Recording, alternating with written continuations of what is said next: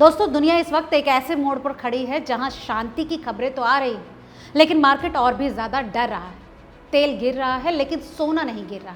और इस पूरे खेल के बीच में एक नाम है जो बार बार सामने आ रहा है, डोनाल्ड ट्रंप। तो सवाल सीधा है कि क्या ये सब एक नेचुरल मार्केट रिएक्शन या फिर एक कैलकुलेटेड गेम। मिडिल ईस्ट में टेंशन चल रही थी। इजराइल, लेबनान, ईरान के बीच हालात गर्म थे और फिर अचानक 10 दिन का सीज फायर अनाउंस होता है। उसी समय डोनाल्ड ट्रंप कहते हैं कि डील बहुत करीब है।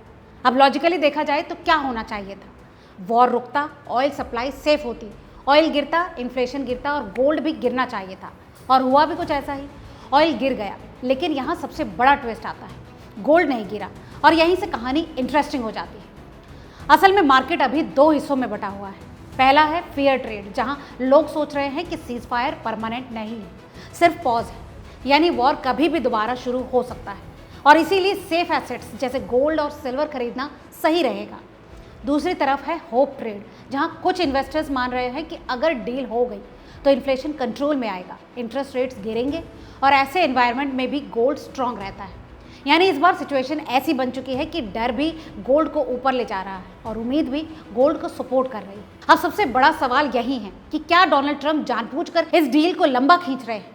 ज़रा सोचिए, अगर वो एकदम फाइनल पीस अनाउंस कर देते तो मार्केट स्टेबल हो जाता और वॉलेटिलिटी खत्म हो जाती।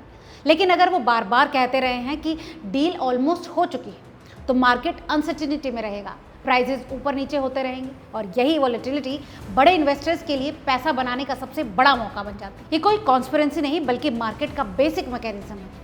अब ऑयल और गोल्ड के कनेक्शन को समझना भी बेहद ज़रूरी है। आमतौर पर लोग मानते हैं कि ऑयल गिरा तो गोल्ड भी गिरेगा, लेकिन दोस्तों रियलिटी इतनी सिंपल नहीं है।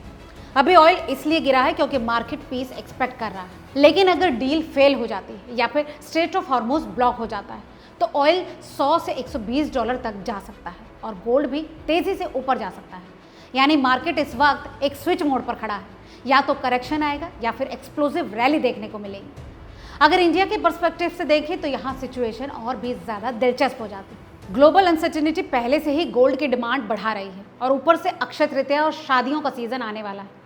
इससे डिमांड और बढ़ेगी, यानी ग्लोबल फियर और इंडियन डिमांड मिलकर गोल्ड को डबल सपोर्ट दे रहे हैं। तो पूरी कहानी का सीधा निष्कर्ष ये है कि सीज फायर अभी भी परमानेंट सोल्यूशन नहीं है, बल्कि एक टेम्परेरी पॉज है। इसके अलावा ऑयल की गिरावट भी सिर्फ अभी के लिए है और गोल्ड इस वक्त एक कंफ्यूजन फेज में चल रहा है। अगले 7 से 10 दिन बेहद क्रिटिकल हैं, क्योंकि यही तय करेंगे कि मार्केट में करेक्शन आएगा या फिर रैली। तो कुल मिलाकर आज मार्केट का सबसे बड़ा पैराडॉक्स यही है कि शांति की खबर भी गोल्ड को ऊपर ले जा रही है और युद्ध का डर भी गोल्ड को ऊपर बढ़ा रहा है। तो अगर आप सिर्फ हेडलाइंस देखकर इन्वेस्ट कर रहे हैं तो आप पूरे गेम को अभी भी नहीं समझ पा रहे। स्मार्ट इन्वेस्टर हेडलाइन नहीं बल्कि ट्रेंड समझता है। तो दोस्तों, आज की इस रिपोर्ट में फिलहाल इतना ही। इस बारे में आपको क्या लगता है हमें कमेंट करके ज़रूर बताएं। अगर आपको ऐसे डीप एनालिसिस पसंद आते हैं तो चैनल को सब्सक्राइब करें, क्योंकि यहाँ हम सिर्फ न्यूज़ नहीं बल्कि उसके पीछे का पूरा गेम समझते हैं। मिलते हैं अगले ऐसे ही कंप्लीट एनालिसिस के साथ। तब तक देखते रहिए रिपोर्टर जी। बहुत बहुत शुक्रिया।